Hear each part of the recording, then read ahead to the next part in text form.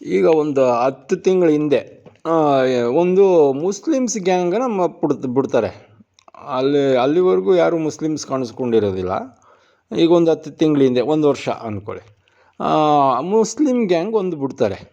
ಆ ಗ್ಯಾಂಗು ಯಾರು, ಏನು ಅವ್ರದ್ದು ಹಿನ್ನೆಲೆ ಎಲ್ಲ ನೀವು ಪತ್ತೆ ಮಾಡಿದ್ರೆ, ಈ ನಮ್ಮ ಮಠದಲ್ಲಿರೋ ಈ ಕಳ್ಳರು ಪಾಪಿಗಳಿಗೆ ಹೆಂಗೆ ಅವ್ರ ಪರಿಚಯ ಆದರು, ಏನಿದೆ ಅವ್ರಿಗೆ ಯಾಕೆ ಡೀಲ್ ಕೊಟ್ಟರು ಇವರು ನಮ್ಮನ್ನು ಸಾಯಿಸೋದಕ್ಕೆ ಮತ್ತು ಅಪಪ್ರಚಾರ ಮಾಡೋದಕ್ಕೆ. ಅವರು ಹೆವಿ ಕ್ರಿಮಿನಲ್ಗಳು.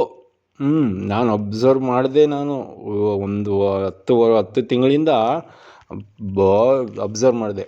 ಹೆವಿ ಕ್ರಿಮಿನಲ್ಗಳು ಏನೇನು ಮಾಡೋಕ್ಕೆ ಸಂಚಾಕಿದ್ರು, ಮಾಡೋಕ್ಕೆ ಹೊರಟಿದ್ರು, ಅದೆಲ್ಲ ಹೇಳ್ತೀನಿ. ಅದನ್ನು ಪತ್ತೆ ಮಾಡಿ ಈ ನಮ್ಮ ಮಠದಲ್ಲಿರೋ ಈ ಪಾಪಿಗಳಿಗೆ, ಕಳ್ಳರುಗಳಿಗೆ ಹೆಂಗೆ ಅವ್ರ ಪರಿಚಯ ಆದರು ಏನು ಅಂತ. ಇಲ್ಲಿ ನಾವು ಒಂದು 3-4 ವರ್ಷದಿಂದ ಹೆಸರುಘಟ್ಟ ಟೌನ್ಗೆ ಹೋಗ್ತೀವಲ್ಲ, ಅಲ್ಲಿ ಸಾಬ್ರಂಗಡಿ ಅಂತ ಇದೆ, ಫೇಮಸ್ ಅದು ಹೆಸರುಘಟ್ಟ ಟೌನ್ಗೆ. ಅಲ್ಲೂ ಕೂಡ ನಾವು ಸಾಮಗ್ರಿಗಳು ತಗೊತೀವಿ. ಅವರು ಕೂಡ ಪರಿಚಯ. ಪಾಪ ಅವರೆಲ್ಲ ಒಳ್ಳೆಯವರೇ. ಅವ್ರಿಗೆಲ್ಲ ವಯಸ್ಸಾಗಿದೆ, 55-60 ಆ ಥರ ದೊಡ್ಡವರಿದ್ದಾರೆ. ಆಮೇಲೆ ಮಾಹಿತಿ ಗೊತ್ತಾಯಿತು ಇವ್ರ ಸಂಬಂಧನೇ ಆಗಬೇಕಂತೆ ಅವನು. ಆಮೇಲೆ ನನ್ನ ಹತ್ರ ಆತ ಓಡಾಡೋದು ನೋಡ್ಬಿಟ್ಟು ಅವ್ರಿಗೆ ಗೊತ್ತಾಗಿದೆ. ಬಟ್ ಇದೆಲ್ಲ ಸಿಂಟಮ್ಸ್ ಗೊತ್ತಿತ್ತಲ್ಲ ಮೊದಲೇ ಅವ್ರಿಗೆಲ್ಲ ವಿಚಾರ. ಹಾಗಾಗಿ ಅವರು ಹೇಳಿದ್ದಾರೆ, ನೀನು ಯಾಕೆ ಅಲ್ಲಿ ಹೋಗ್ತಾ ಇದೀಯಾ ಅಂತ ಇವರು ಪ್ರಶ್ನೆ ಮಾಡಿದ್ದಾರೆ. ಅವನಿಗೆ ಹೇಳಿದ್ದಾರೆ ಅಲ್ಲೆಲ್ಲ ಹೋಗ್ಬೇಡ ಅಂತಲೂ ಕೂಡ ಅವ್ರು ಹೇಳಿದ್ದಾರೆ ಹಿರಿಯರು, ಆ ಸಮುದಾಯದ ಹಿರಿಯರು. ಇವನಿಗೆ ಯಾವಾಗ ಹಣ ಜಾಸ್ತಿ ಕೊಡ್ತೀವಂತ ಹೇಳಿದ್ರು, ಹಾಗಾಗಿ ಇವನು ಹಣದ ಆಸೆಗೆ ಈ ರೀತಿ ಮಾಡೋದಕ್ಕೆ ಹೊರಟಿದ್ದ. ಆ್ಯಕ್ಚುಲಿ ಫಸ್ಟು ಇವ್ರು ಮಾಡಿದ್ದು ಚಿಕ್ಕಬಳ್ಳಾಪುರದಲ್ಲಿ ಬಸ್ಸು ರಿಪೇರಿಗಳು ಮಾಡ್ತಾರಂತೆ.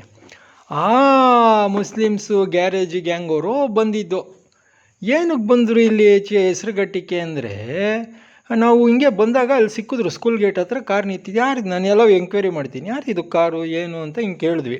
ಹಿಂಗೆ ಚಿಕ್ಕಬಳ್ಳಾಪುರದಿಂದ ಬಂದಿದ್ದಾರೆ, UPS ಏನೋ ರೆಡಿ ಮಾಡೋಕ್ಕೆ ಬಂದಿದ್ದಾರೆ ಅಂತ ಹೇಳಿದ್ರು. ನನಗಲ್ಲಿ ಅನುಮಾನ ಬಂದ್ಬಿಡ್ತು, ಅರೆ UPS ರೆಡಿ ಮಾಡೋಕ್ಕೆ ಅಷ್ಟು ದೂರದಿಂದ ಬರಬೇಕು, ಅಷ್ಟು ದೂರದಿಂದ ಬಂದು ಹೋಗೋ ಖರ್ಚಿಗೆ ಹೊಸ UPS ಬರುತ್ತಪ್ಪ. ಹಾಗಾಗಿ ಇಲ್ಲೇ ಬೇಕಾದಷ್ಟು ಅಂಗಡಿಗಳೆಲ್ಲ ಇದ್ದಾವಲ್ಲ, ಅಲ್ಲಿ ನನಗೆ ಅನುಮಾನ ಆಯಿತು. ಒಂದು ದಿನ ಆಯ್ತು ಬಿಟ್ಟೆ. ಪುನಃ ಮತ್ತೊಂದು ದಿನ ಅದೇ ಸಂಜೆ 6 ಗಂಟೆಗೇ, ಅಂದರೆ 6 ಗಂಟೆ ಮೇಲೆ ನಾವು ಬಂದ್ವಿ. ಪುನಃ ಅವರೇ ಇದ್ದರು. ನನಗಾಗ ಅನುಮಾನ ಬಂತು. ಅವ್ರು ನನಗೆ ಸಿಕ್ಕಿದ್ರು, ಎದುರುಗಡೆ ನನ್ನ ಕಾರಿಗೇ ಸಿಕ್ಕಿದ್ರು. ನಾನು ಅಲ್ಲೇ ಅಡ್ಡ ಹಾಕ್ಬಿಟ್ಟು ಕೇಳಿದೆ, ಹೇಳ್ರಿ ನೀವು ಅಂತ. ಫೋಟೋ ವೀಡಿಯೋ ಎಲ್ಲ ಕಳಿಸಿದ್ದೀನಿ ನಾನು, ಇದೇ ನಮ್ಮ ಹತ್ರ ಮತ್ತೆ ಕಳಿಸ್ತೀನಿ. ಆಗ ಕೇಳಿ ನಾನು ಈಗ ಎಂಕ್ವೈರಿ ಮಾಡಿದೆ.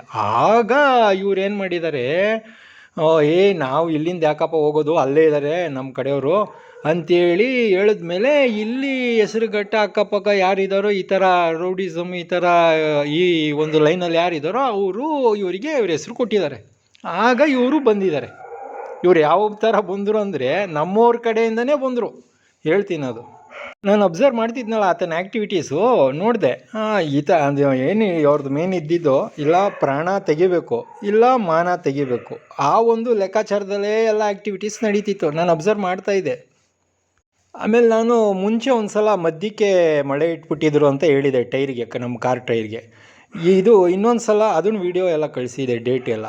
ಮತ್ತು ಇನ್ನೊಂದು ಸಲ ಅದಾದಮೇಲೆ ಈ ಸೈಡ್ಗೆ ಇಟ್ಬಿಟ್ಟಿದ್ರು, ಸೈಡ್ಗೆ ಟೈರ್ ಸೈಡಲ್ಲಿ ಇಲ್ಲಿ ಇದಾಗ್ತಿತ್ತು. ಆಮೇಲೆ ಪಂಚರ್ ಶಾಪ್ ಅದನ್ನು ಕೂಡ ವೀಡಿಯೋ ಕಳಿಸಿದ್ದೆ. ಅದು ಯಾರು ಸೈಡ್ಗೆ ಇಟ್ಟಿದ್ದಂದರೆ ಈತನೇ. ಯಾಕಂದರೆ ಸೈಡ್ಗೆ ಆ ಥರ ಹೋಲ್ ಮಾಡಬೇಕಂದ್ರೆ ಕಾರ್ ಹತ್ರ ಇತ್ಕೊಂಡೇ ಮಾಡಬೇಕು ಹೊರತು, ಯಾಕಂದರೆ ನಮ್ಮ ಕಾರ್ ಹತ್ರ ಆ ಥರ ಬಂದು ನಿಂತ್ಕೊಂಡು ಮಾಡೋಷ್ಟು ಸಮಯ ಯಾರಿಗೂ ಇಲ್ಲ. ಯಾಕಂದರೆ ನಾವು ಕಾರ್ ಬಿಟ್ಟು ಎಲ್ಲೂ ಹೋಗೋದೇ ಇಲ್ಲ 24 ಅವರ್ಸು, ನಮ್ಮ ಕಣ್ಣೆದುರುಗಡೆನೇ ಕಾರ್ ಇರುತ್ತೆ. ಹಾಗಾಗಿ ಈತನೇ ಮಾಡಿರೋದು. ನಾವು ಕೇಳೋಕ್ಕೆ ಹೋಗಲಿಲ್ಲ, ಗೊತ್ತಿಲ್ಲದಂಗೆ ಸುಮ್ಮನೆ ಇದ್ವಿ. ನಾವು ಮಾತಾಡ್ತಾ ಇರೋದು ಶ್ರೀ ವಿದ್ಯಾಧರನಾಥ ಸ್ವಾಮೀಜಿಯವರು ಅಂತೇಳಿ, ಶ್ರೀ ಆದಿಚುಂಚನಗಿರಿ ಮಹಾಸಂಸ್ಥಾನ ಮಠ. ಆತ ವ್ಯಕ್ತಿ ನಮಗಿಂತ ಸ್ವಲ್ಪ ಎತ್ತರ, ಮತ್ತು ನಮಗಿಂತ 2ರಷ್ಟು ದಪ್ಪ ಇರೋದು ಆತ, ಮುಸ್ಲಿಂ ಹುಡುಗ. ಆತನಿಗೆ ಹೇಳಿದ್ದಾರೆ, ಮುಗಿಸ್ಬಿಟ್ಟು ನೀನು ಆಂಧ್ರಕ್ಕೆ ಬಂದ್ಬಿಡು ಅಂದರೆ, ಅವರ ಮಿಸ್ಸಸ್ಸು ಊರು ಆಂಧ್ರ ಅಂತೆ. ಹಾಗೆ ಮೊದಲಿದ್ದಿದ್ದು, ಈಗ 4 ತಿಂಗಳ ಮುಂಚೆ. ಆಮೇಲೆ ಈಗ 4 ತಿಂಗಳಿದ್ದು ಈಚೆಗೆ ಟಿಕೆಟ್ ಬುಕ್ಸ್ ಮಾಡಿಸಿದಾರಂತೆ, ಅಂದರೆ ಬೇರೆ ಹೊರಗಡೆ ದೇಶಕ್ಕೆ. ಅದು ಹೇಗೆ ಬುಕ್ ಮಾಡಿಸಿದ್ದಾರೆ ಅಂದರೆ, ಯಾವುದೋ ಒಂದು ಕಂಪ್ನಿ ಮುಖಾಂತರ ಏನೋ ಲ್ಯಾಟ್ರಿ ಹೊಡೆದ ರೀತಿ ಬುಕ್ ಮಾಡಿ ರೆಡಿ ಮಾಡಿ ಇಟ್ಕೊಂಡಿದ್ದಾರೆ. ನೀನು ಮಾಡಿದ ತಕ್ಷಣ ಫ್ಲೈಟ್ ಹತ್ಬಿಡು ಅಂತ, ಆ ರೀತಿ. ಗಣಪತಿ ಹಬ್ಬದ ದಿನ ಆತನ ಕಡೆ ಹುಡುಗರು ಇಬ್ಬರು ಕಾಣಿಸ್ಕೊತಾರೆ. ನಾನು ಅಬ್ಸರ್ವ್ ಮಾಡ್ತಾ ಇರ್ತೀನಿ, ಓಡಾಡ್ತಾ ಇರ್ತೀನಿ ಸುತ್ತ. ನಾನು ಆ ಕಡೆ ಮೇನ್ ರೋಡ್ ಕಡೆ ಹೋಗಿದ್ದೆ. ಆಗ ಅಲ್ಲಿ ಇವರು ಇಬ್ಬರು ಕಂಡ್ರು. ಅಂದರೆ ಅವ್ನಿಗೆ ಗೊತ್ತಾಗ್ಬಿಟ್ಟಿದೆ ಅನ್ನೋದು, ಹಾಗಾಗಿ ಅವ್ನು ಕಾಣಿಸ್ಕೊಳ್ತಾ ಇಲ್ಲ. ಅವನ ಕರೆ ಇಬ್ಬರು ಹುಡುಗರು ಕಾಣಿಸ್ಕೊಂಡ್ರು ಅವತ್ತು ಸಾಯಂಕಾಲ 6:15 ಆ ಸಮಯ. ಆ ಮುಸ್ಲಿಂ ಗ್ಯಾಂಗ್ ಅವರು ಭಾಳ ದೊಡ್ಡ ಮಟ್ಟದಲ್ಲೇ ಪ್ಲ್ಯಾನ್ಗಳು ಹಾಕಿದ್ರು. ಗೊತ್ತಲ್ಲ, ಬ್ಲಾಸ್ಟ್ ಅವು ಇವು ಆ ಥರ ಒಂದು ಇದೆ, ಒಂದಲ್ಲ ಬಹಳಷ್ಟು ರೀತಿ.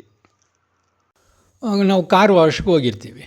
ಆ ಕಾರ್ ವಾಶ್ ಮಾಡಿಸ್ತಾ ಇರ್ತೀವಿ, ನಾವು ಅಲ್ಲಿ ಕುಳಿತಿರ್ತೀವಲ್ಲ, ಅವನು ನಮ್ಮ ಪಕ್ಕ ಇರ್ತಾನೆ. ಅದನ್ನು ಬೇರೆಯವರು ಫೋಟೋ ವಿಡಿಯೋ ಮಾಡ್ಕೊತಾ ಇರ್ತಾರೆ. ಯಾಕೆ ಮಾಡ್ಕೊಳ್ತಾ ಇದ್ದಾರೆ ಅಂದರೆ, ಮೊದಲೇ ಗೊತ್ತಲ್ಲ, ಮುಸ್ಲಿಂ ಹುಡುಗ ಬೇರೆ ಕೆಲಸ ಮಾಡ್ತಿದ್ದ. ಆಮೇಲೆ ನಮಗೆ ಗೊತ್ತಾಯ್ತು ಎಲ್ಲ, ಅವ್ನು ಯಾವಾಗ ನಮ್ಮ ಹತ್ರಕ್ಕೆ ಕಾಣಿಸ್ಕೊಂಡೋ ಬಂದೋ ಆಗಲೇ ನಾವೆಲ್ಲ ತೆಗೆದೋ ಒಂದು ರಿಪೋರ್ಟು. ಅದನ್ನು ಫೋಟೋ ವಿಡಿಯೋ ತೆಗಿತಾ ಇದ್ದು ಯಾಕೆ ಇವರು ಅಂದರೆ, ಓ ಇವನ ಜೊತೆ ಇದ್ದಾರಾ, ಇವರು ಇದ್ದಾರಲ್ಲ, ಇವ್ರ ಜೊತೆ ಅಲ್ಲೇ ಕೂತಿದ್ದಾರೆ, ಓ ಇವರು ಹಿಂಗೆ ಇರಬೇಕೇನೋ ಅನ್ನೋ ರೀತಿಯಲ್ಲಿ. ಹೆವಿ ಕ್ರಿಮಿನಲ್ಗಳು ಇವರು, ಮಹಾನ್ ದುಷ್ಟರು. ಅವ್ರ ಆಸೆ ತೀರಿಸ್ಕೊಳ್ಳೋಕ್ಕೆ, ಅವ್ರ ಅಧಿಕಾರದ ಆಸೆಗೆ, ಅವ್ರ ಇಚ್ಛೆ ಪೂರ್ತಿ ಮಾಡ್ಕೊಳ್ಳೋದಕ್ಕೆ ಇವ್ರನ್ನ ಯಾರನ್ನ ಏನು ಬೇಕಂದ್ರೂ ಮಾಡ್ತಾರೆ, ಅವ್ರಿಗೆ ಏನು ಬೇಕಂದ್ರೂ ಆಪಾದನೆ ಹೊರಿಸ್ತಾರೆ. ಆ ಲೆವೆಲಲ್ಲಿರೋರು ಜಾಗೃತರಾಗಿರಿ.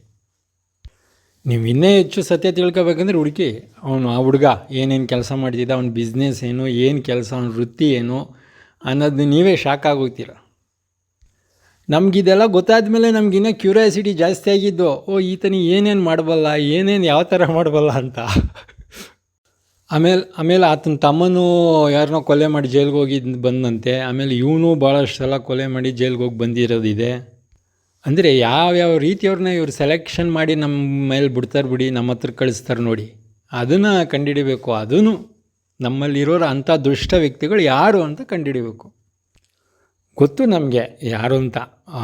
ಈಗ ನಾವೆಲ್ಲ ಬಾಯಿ ಬಿಡಿಸ್ತೀವಲ್ಲ,